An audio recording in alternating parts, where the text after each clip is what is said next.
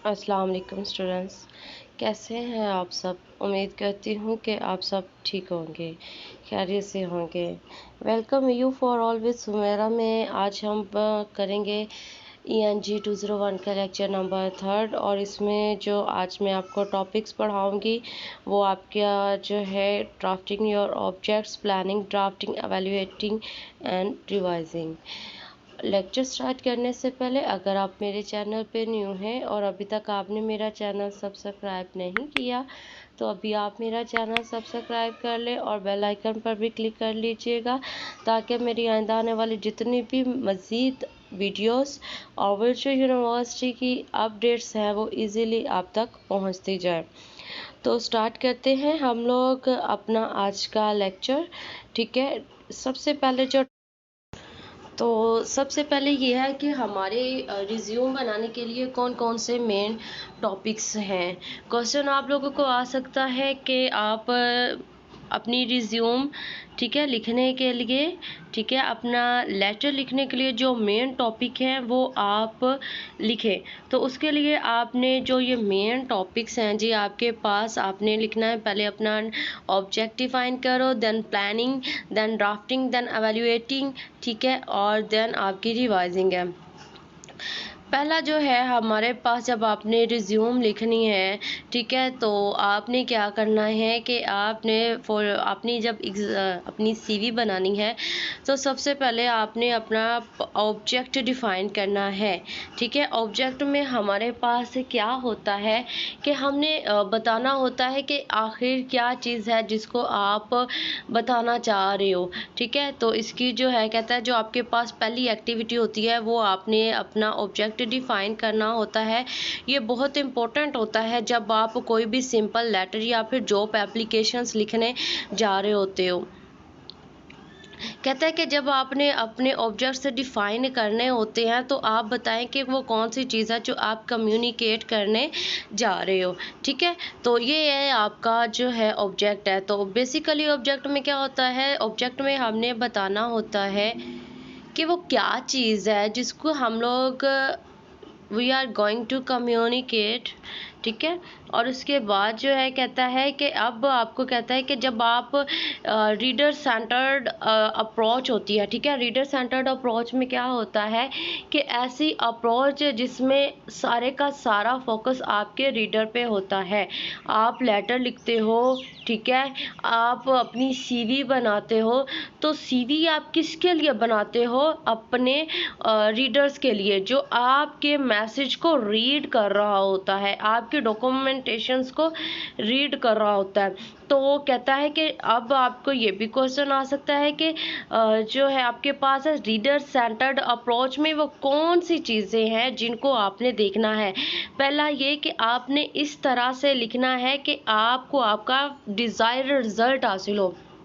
मैंने CV बनाई है, अगर मेरी CV अच्छी होगी तो अगला बंदा CV देख के मुझे जॉब ऑफर करेगा।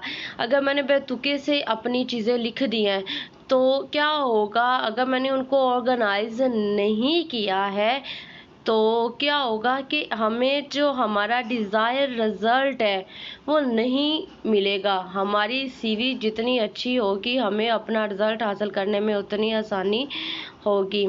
ठीक है, तो दूसरा पॉइंट हमारे पास क्या है कि वो कौन से लोग हैं जिनके साथ आपने कम्युनिकेट करना है। और थर्ड पे है कि आपने एक अफेक्टिव लेना है, एक स्पेसिफिक वे लेना है जिसके थ्रू आप लोगों से कम्युनिकेट करेंगे। ये 3 चीज़ें हैं। पहला ये कि आपको आपका फाइनल जो रिज़ल्ट है वो हासिल हो, वो कौन से लोग हैं जिनसे आपने कम्युनिकेट करना है। ठीक है, और लास्ट पे हमारे पास है कि हमने एक अफेक्टिव वे लेना है जिसके थ्रू स्पेसिफिक वे लेना है जिसके थ्रू हम लोगों से कम्युनिकेट कर सकें। ठीक है जी, और जो है ये जो एग्ज़ाम्पल्स हैं, एग्ज़ाम्पल्स को मैं यहाँ पे स्किप कर रही हूँ। ठीक है, और जो है अब मैं यहाँ पे स्किप मेरा करने का पर्पस क्या होता है, बेसिकली मैं आपको करवा रही हूँ पेपर के पॉइंट ऑफ व्यू से और आपका कॉन्सेप्ट क्लियर करवा रही हूँ। तो अभी जो चीज़ें हम लोगों ने पहले पढ़ी हैं वही चीज़ों को ये लोग जो है ये यहाँ पे ही डिस्कस किया जा रहा है। आप इसको रीड कर लीजिएगा लेकिन जो याद करने वाली चीज़ है वो मैं आपको साथ में हाईलाइट करती जाऊँगी। अच्छा जी, नेक्स्ट जो है ये वन बाय वन इन्होंने आपको जो है चीज़ें दी हुई हैं कि जो है to understand the first stage, कि आपने अंडरस्टैंड करना है कि क्यों आप ये चीज़ें कर रहे हो, क्यों आप रिज्यूम को लिख रहे हो, क्यों आप लेटर्स को लिख रहे हो, the purpose behind to writing our letters and CVs and resumes, कि हमने रीडर्स की इंटेंशन लेनी है। ठीक है। सेकंड स्टेज में क्या है कि कहता है कि सेकंड स्टेज में आपने अपने वर्क को बहुत अच्छे से करना है। इसके लिए आपको डिफरेंट चीज़ें इंक्लूड करनी भी पड़ी, तो आप उनको इंक्लूड करते टाइम, आप उनको अपनी सीवी में, अपने लेटर में रखते टाइम क्या करना है, आपने उनको मैनेज अच्छे से करना है। फिर आपने जो है क्या करना है कि लिखते टाइम अपने जो रीडर्स हैं उनको इमेजिन करना है, उनको आपने जो है अपने सामने अपने दिमाग में रखना है और फिर आपने लिखना है। ठीक है जी। और फिर जो है कहता है कि फिर आपने बताना है कि कैसे जो है आपकी रिज्यूम रीडर के लिए इम्पोर्टेंट है। ये चीज़ें हैं, इसमें याद करने वाला कुछ भी नहीं है। अच्छा जी, फिर कहता है कि आपने जो है कैसे अपने ऑडियंस की जो है ऑडियंस आपकी आपने अपने ऑडियंस को अल्टरिंग करना है। इसमें भी कुछ इम्पोर्टेंट नहीं है। ठीक है जी। उसके बाद जो इम्पोर्टेंट है वो हमारे पास है प्लानिंग। पहला हम लोगों ने क्या किया था, डिफाइन योर ऑब्जेक्ट। तो ऑब्जेक्ट में हम लोगों ने क्या करना है कि अपना पर्पस बताना है, और प्लानिंग में क्या है, दिस इज़ द स्टेज। तो ये हमारे पास है जी प्लानिंग है। तो प्लानिंग में क्या होता है कि हमने प्लान करना होता है, हमने डिसाइड करना होता है कि कैसे हम अपने मटेरियल को ऑर्गेनाइज कर रहे हैं। अब आपने एक रिज्यूम बनानी है। रिज्यूम के लिए क्या होगा, आपके पास आपका मटेरियल में क्या है कि आपके पास होगा जी आपकी एजुकेशंस है, ठीक है, आपकी क्वालिफिकेशन है, आपका पर्सनल डाटा है, इसके अलावा आपका एक्सपीरियंस है। ये डिफरेंट मतलब चीज़ होती है। तो आपने क्या करना है कि आपने देखना है कि किस चीज़ को मैं फर्स्ट पे रखूँगा, किस चीज़ को सेकंड पे, किसको थर्ड पे, कि कैसे हमने अपने मटेरियल को ऑर्गेनाइज करना है ताकि रीडर को हमारे डाटा को असेस करने में आसानी हो, और अपने जो हमारा डाटा इस वे में ऑर्गेनाइज हो कि रीडर जो है हमारे डिज़ायर्ड रिजल्ट के अकॉर्डिंग कंक्लूजन पे पहुँचे। ठीक है। ये चीज़ है इसमें सिंपल। तो जो है क्या करना है कि आपने जो है अपने प्लानिंग करनी है, तो आपने इस टाइप में अपने डाटा को ऑर्गेनाइज करना है कि आपको आपका डिज़ायर रिजल्ट हासिल करने में आसानी हो। ठीक है, ये इसमें चीज़ है और इसमें कुछ भी नहीं है। कहता है कि हमारे पास जो है in addition your resume is precursive agreements whose purpose is a convenience your reader to hire you. कहता है कि आपकी रिज्यूम इस टाइप की हो कि इसमें प्रिसीविव एग्रीमेंट्स हो जो आपको अपने मतलब रीडर को इस तरह कन्विंस करे कि वो आपको हायर करे। अब हमारे पास यहाँ पे एक नई जो आप कह लें टॉपिक कह लें जो याद करने वाला है कि आपकी रिज्यूम के अंदर कौन से एग्रीमेंट्स होने चाहिए। प्रिकर्सिव एग्रीमेंट्स होने चाहिए। Write down elements of the precursive agreements।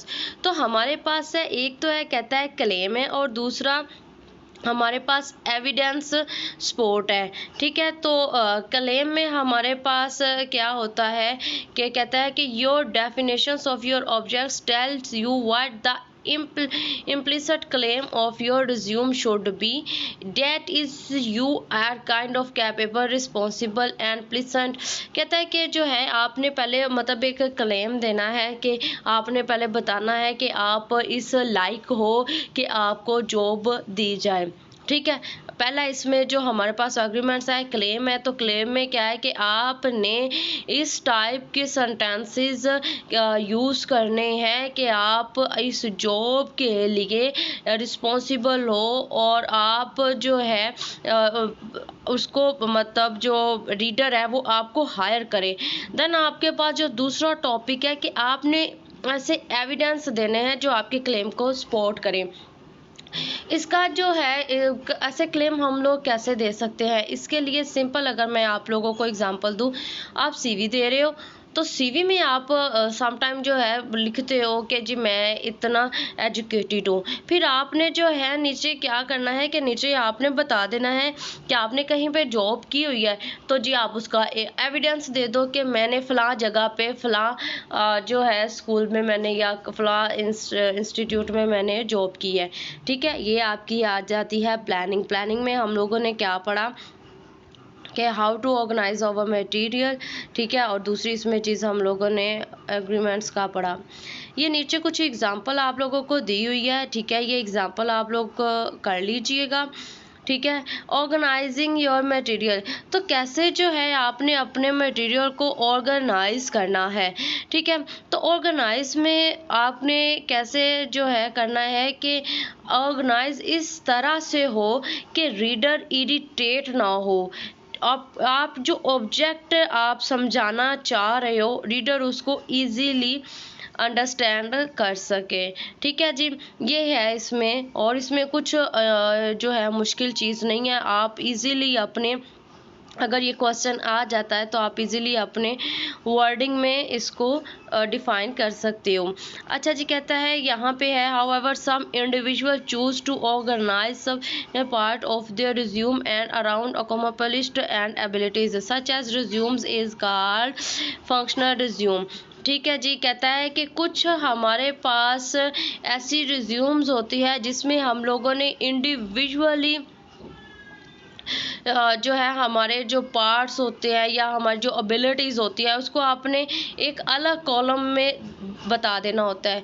एक एडिशनल आपने कॉलम ऐड कर दिया और उसमें ये सारी चीज़ें आपने जो है बता दी कि मैं ये चीज़ें जो है कर सकता हूँ, एक एडिशनल, तो वो आपके पास फंक्शनल रिज्यूम कहलाता है।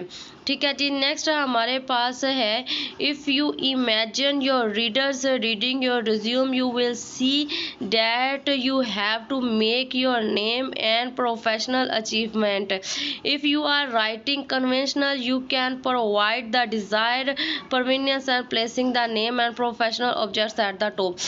अब हमारे पास दो तरह की रिज्यूम्स होती है, conventional and non conventional. Conventional में क्या है कि अगर आप चाहते हो तो जो है आपकी जो भी अचीवमेंट है, आपने कहीं पर जॉब की है, वहाँ पे आपको अच्छी खासी अचीवमेंट हुई है, तो आप क्या करोगे, आपके सीवी के जो है अपनी रिज्यूम के टॉप पे इस चीज़ को डिफाइन कर दोगे।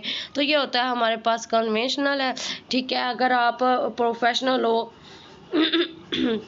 अच्छी जगह पे आपने जॉब की हुई है तो आप टॉप पे लिख दोगे। अगर आपने मतलब कि ऐसा कोई एक्सपीरियंस आपके पास नहीं है तो सिंपल क्या करोगे कि आप जो है अपना नेम बॉटम पे या कहीं और पे जो है लिख दोगे। अगर आप टॉप पे लिख देते हो अपना नेम, ठीक है, मैं लेट्स सपोज के मैं लिख देती हूँ प्रोफेसर अली अहमद। ठीक है, तो ये हमारे पास क्या होगा, ये हमारे पास कन्वेंशनल होगा। अगर मैं साइड पे कहीं पे लिख देती हूँ तो ये हमारे पास नॉन कन्वेंशनल रिज्यूम होगा। ये चीज़ है इसमें। ठीक है, नेक्स्ट हमारे पास है ड्राफ्टिंग है। दो पॉइंट हम लोगों ने कर लिए हैं, बाकी जो थे वो उनके सब पॉइंट्स थे। हेडिंग्स आप इनकी जो है वो याद कर लीजिएगा, डिटेल आप लोगों को याद करने की ज़रूरत नहीं है। वो आप सिंपल क्या करोगे कि आप अपना कॉन्सेप्ट क्लियर करो और पेपर देने के लिए बैठ जाओ। कोई डिटेल्स इसमें मुश्किल नहीं है। अच्छा जी, नेक्स्ट हमारे पास सी है ड्राफ्टिंग। कहता है कि ड्राफ्टिंग में क्या है कि आपने प्लानिंग कर ली है। ठीक है, प्लानिंग में आपने कुछ पॉइंट्स निकाले हैं। अब उन पॉइंट्स को कैसे आपने रखना है, कैसे आपने उनको जो है नोट्स चाहे उनके बना ले चाहे आउटलाइंस बना ले कि एज वन बाय वन मैंने इनको कम्युनिकेट करना है। लेट्स सपोज के जो है मैं कह देती हूँ कि जो है जी मेरी एजुकेशन है। पहले मैंने प्लानिंग में क्या रख लिया जी, प्लानिंग में मैंने रख लिया कि स्टार्टिंग पे मैं अपना नेम दूंगी, देन मैं अपनी पर्सनल इंफॉर्मेशन दूंगी, फिर मैं अपनी एजुकेशंस दूंगी और फिर अपना एक्सपीरियंस दूंगी। ठीक है, और अब जो है हमने क्या करना है, ये प्लानिंग में मैंने डिसाइड कर लिया। अब ड्राफ्टिंग में क्या है, एजुकेशन मैंने डिसाइड किया था, अब मैंने एजुकेशंस को एवेल्यूएट करना है यहाँ पे कि सबसे पहले मैं अपना जो है मैट्रिक को रखूँगी या फिर एमएससी को रखूँगी। ठीक है, ये हमारे पास क्या होता है, ड्राफ्टिंग में होता है।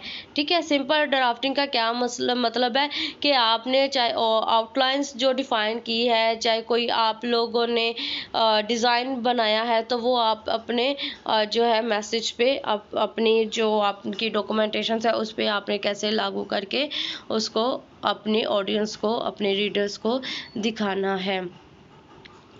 ठीक है जी, ये चीज़ है इसमें। तो इसमें जो है दूसरा एक चीज़ और इम्पोर्टेंट है कि जब आप ड्राफ्टिंग कर रहे हो, ड्राफ्ट में मतलब कि रख रहे हो, तो आप एक चीज़ माइंड में रखें कि आपके रीडर अगर इस चीज़ को पढ़ रहा है, तो जब वो पढ़ रहा है तो उसके माइंड में कुछ क्वेश्चंस आएंगे। तो सीवी, अपनी रिज्यूम, अपना लेटर, अपनी डॉक्यूमेंटेशंस लिखते टाइम, चूँकि ये रीडर्स सेंटर्ड अप्रोच है, तो आपने अपनी टोन इस टाइप में रखनी है कि रीडर इस चीज़ को ईजीली ले सके। ठीक है, रीडर के को जो क्वेश्चन है, आप उस क्वेश्चंस के आंसर दो। ठीक है, अगर उसके माइंड में कोई चीज़ आ रही है, ठीक है, लेट्स सपोज कि मैंने एमएससी लिख दी, सिंपल एमएससी मैं लिख देती हूँ जी, एमएससी कंप्यूटर साइंस, उसके माइंड में आएगा कि किस यूनिवर्सिटी से की है, आएगा, आप यूनिवर्सिटी मेंशन कर दो। फिर चांसेस है कि आपका सीजीपीए उस बंदे के माइंड में आए कि कितने सीजीपीए में से कितना सीजीपीए उसने आप जो है गेन किया है, मेंशन कर दें आप। फिर ये देखें कि रीडर के माइंड में आ सकता है कि मैं इसको जॉब दे रहा हूँ, तो मेरे माइंड में होगा मे बी मैं फ्रेश कैंडिडेट को दूँ, अपना ईयर, पासिंग ईयर मेंशन कर दें।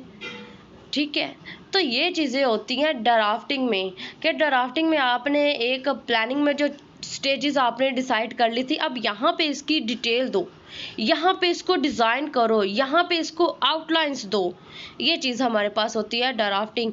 ड्राफ्टिंग में आप लोगों को आएगा तो आपने क्या करना है, सिंपल आपने करना है कि जो हम लोगों ने प्लानिंग दी है, प्लानिंग को अब यहाँ पे हम लोग इसको आउटलाइंस देंगे, यहाँ पे हम इसका प्रॉपर डिज़ाइन करेंगे, और जो है जो भी इमेजिनरी होगा रीडर्स का, कि हम लोग यहाँ पे इमेजिन करेंगे कि रीडर्स ये क्वेश्चन आ सकता है, तो ड्राफ्टिंग में we are trying to answer that questions, answer. ठीक है, आप यहाँ पे आंसर करोगे। अब थोड़ा जो है ये यहाँ पे प्रोफेशनल ऑब्जेक्टिव्स को जो है कि यहाँ पे डिस्कस किया जा रहा है। तो कहता है कि जब आप थोड़ा मतलब प्रोफेशनली होते हो, तो क्या आपने करना होता है कि आपने अपने रीडर्स के क्वेश्चंस देने होते हैं। एक प्रोफेशनल बंदे में और एक अनप्रोफेशनल बंदे में बहुत ज़्यादा डिफरेंस होता है। ये प्रोफेशनल बंदा डिफरेंट स्टेजेस से गुजर के आगे गया होता है।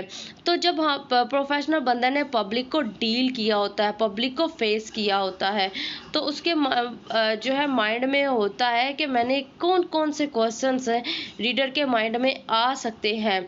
ठीक है, तो उसको हम लोगों ने आंसर करना है। अगर आप देखें तो एक प्ले क्लास का बच्चा है, तो जो प्ले क्लास की टीचर होंगी उनको पता है कि मेरा जो स्टूडेंट है इसको ये चीज़ें दरपेश है, ये मसाइल दरपेश है, तो उनके वो आंसर देने की कोशिश करेंगे। तो ये प्रोफेशनल ऑब्जेक्टिव्स का आपको बता रहा है। एजुकेशनल्स में आप लोगों को जो है बता रहा है कि जब आपने अपनी एजुकेशंस डिस्क्राइब करनी है, ठीक है, जब आपने अपनी एजुकेशंस देनी है, तो उसके लिए जो है आप लोगों ने क्या करना है कि जो है कहता है the basic evidence in your college degrees, आपने अपनी डिग्रीज का नेम लिखना है सारा, आप लोगों ने इस यहाँ पे मेंशन करना है। कहता है रिमेंबर वन थिंग, कि अगर तो आपका जो है समटाइम आप बाज़ स्टूडेंट्स ऐसे होते हैं जिनका सीजीपीए पुअर होता है, तो आपको उसको इतना हाईलाइट करने की ज़रूरत नहीं है।